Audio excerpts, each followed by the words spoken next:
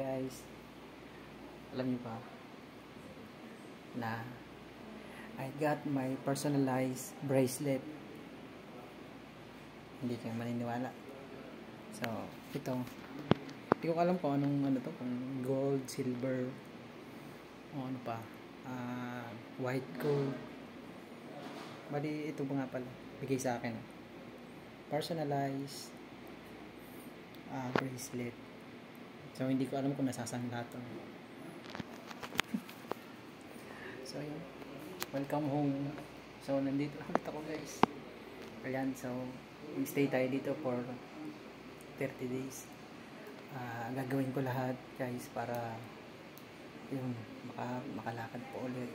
So, sa tulong na rin po siguro ng lagi tayong magdasal. So, sisikapin ko po na yung 30 days na yung may malaki pong mangyari sa